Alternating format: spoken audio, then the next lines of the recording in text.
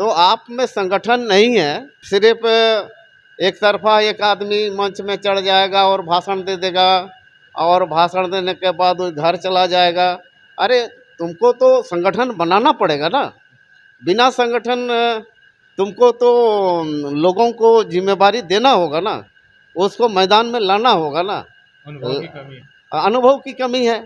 तो अनुभव की कमी होने से तो कुछ नहीं होने जाने का। आज मंच में भाषण दे दिया एक आदमी, फिर वहां से चला गया, कोई संगठन नहीं है। लोग आ रहे हैं, लेकिन इस चुनाव के बाद ये लोगों में बहुत बड़ी निराशा होगी। अभी का राजनीति मतलब इसका कोई तथ्य भी नहीं है और भविष्य में ये लोग क्या करना चाहता है ये भी स्पष्ट नहीं है। मैं निर्मल दा का शहादत के बाद उस प्रसंग में आता हूँ। निर्मल महतो का शहादत होने के बाद झारखंड तो सही में एक मतलब क्या कहते हैं, आग जैसा चिंगारी यहाँ फैलने लगा और समूचे झारखंड के बाद ये जो बंगाल का, ये जो उड़ीसा का जो एडजेसेंट एरिया है, इसमें लोग एकदम आग बबूला हो गए और झारखंड की मांग में सभी जवान, नौजवान, बूढ़े, बच्चे सब लोग मतलब हर मीटिंग में आकर के जैसे कि कहा जाता है कि आज नहीं कल हो जाएगा झारखंड अलग राज्य का। उसके बाद जो 87 में जब 8 सितंबर 1987 को निर्मल दा की हत्या होती है और 15 नवंबर को जो रांची में मीटिंग हुई थी बिरसा शहीद दिवस के अवसर पर, जन्म दिवस के अवसर पर, वो तो 15 नवंबर तो जन्मदिन है, तो मोरहाबादी मैदान एकदम भर गया था, जिसमें रामविलास पासवान भी उस मीटिंग में वो पार्टिसिपेट किया। भरने वो तो जो लोग पैदल गया और जितने मैं और कृष्णा माडी इधर से हम लोग करीब करीब 100 गाड़ी इधर से लेके जा रहा था। हम लोग को नामकुम में बैरिकेड किया गया और वहाँ से जाने नहीं दिया। लेकिन कुछ बाद में हम लोग कहा कि हम लोग तो किसी तरह से फिर चले गए, लेकिन जो लोग गाड़ी में था, जनता जो थी, उसको हम लोग ने वापस कर दिया। और 2 दिन पहले का वाक़या है ये, जो जैसे आप देख रहे होंगे बीरबहा हांसदा, उसका पिताजी का नाम था नरेन हांसदा। ये लोग झाड़ग्राम से करीब करीब 300-400 साइकिल, एकदम साइकिल से वो लोग रांची, मतलब 15 नवंबर को हम लोग उस मीटिंग में पार्टिसिपेट करेंगे।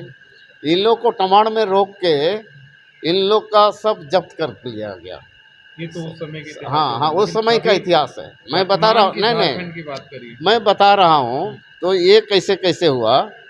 उसके बाद ये जो फिर मामला तो आगे बढ़ा।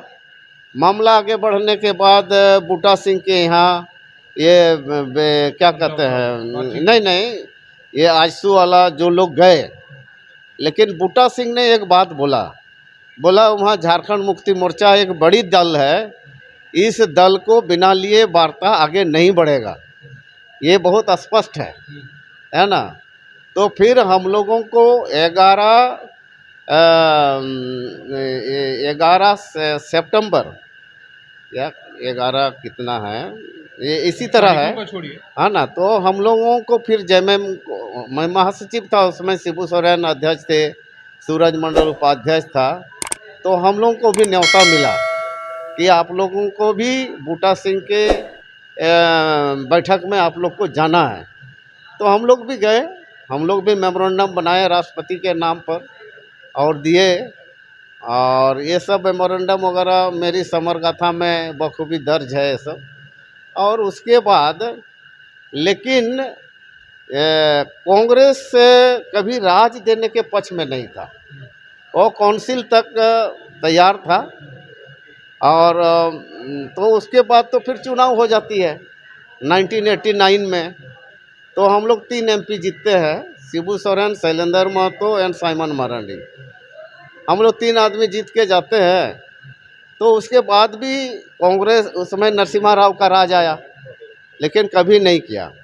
लेकिन एक चीज़ मैं कहना चाहूँगा कि 87 में निर्मलदा का हत्या के बाद एक ही राष्ट्रीय पार्टी जो बीजेपी है 1988 में एक साल के बाद बनांचल, ठीक है झारखंड नाम से नहीं लेकिन बनांचल अलग राज्य के नाम पर उन्होंने आगरा का उनका शायद राष्ट्रीय परिषद का मीटिंग था, वहाँ उन्होंने प्रस्ताव पास किया बनांचल अलग अलग राज्य के नाम पर।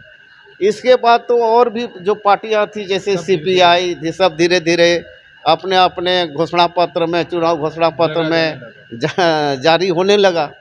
लेकिन हम तो मानेंगे भाई भाजपा ने सबसे पहले दिया और एक राष्ट्रीय पार्टी के नाम पर, और राज भी दिया उन्होंने, है ना। मेरा सवाल दादा अभी है, जो वर्तमान झारखंड की राजनीति है, मुद्दों के आधार पर लोग बटे हुए हैं, आपने देखा भी। अभी के लिए आप क्या? नहीं देखिए, अभी तो अभी का जो राजनीति है ना, अभी का राजनीति ये संघर्ष का राजनीति नहीं है। हम लोग जो अलग राज्य के लिए जो किया, ये संघर्ष की राजनीति थी। अभी अभी ये क्या कहते हैं, अभी ये नहीं विकास नहीं, अभी का राजनीति मतलब इसका कोई तथ्य भी नहीं है, और भविष्य में ये लोग क्या करना चाहता है ये भी स्पष्ट नहीं है। और तरह तरह के नेताओं का अलग अलग जैसे मैं देखा हूँ, मैं किसी का नाम नहीं लेना चाहता, लेकिन ये लोग बटे हुए हैं और बटने से नहीं होगा। और इन लोग के पास आज मंच में भाषण दे दिया एक आदमी, फिर वहाँ से चला गया, कोई संगठन नहीं है। लोग आ रहे हैं, लेकिन इस चुनाव के बाद ये लोगों में बहुत बड़ी निराशा होगी, इसलिए कि मैं आज देखता हूँ कि एक आरएसएस संगठन था 1925 में, जिसमें जो है वो तो बोलना पड़ेगा, और 2025 तक ये भारत क्या कहते हैं, पिछले वाजपेयी जी के समय से इन लोग ने राजपाट किया, और आज उन लोग का 42 संगठन है, विश्व हिंदू परिषद बहुत सारा है, और बिना संगठन का आज इतना दूर नहीं पहुंचता। तो आप में संगठन नहीं है, सिर्फ एक तरफा एक आदमी मंच में चढ़ जाएगा और भाषण दे देगा, और भाषण देने के बाद वो घर चला जाएगा।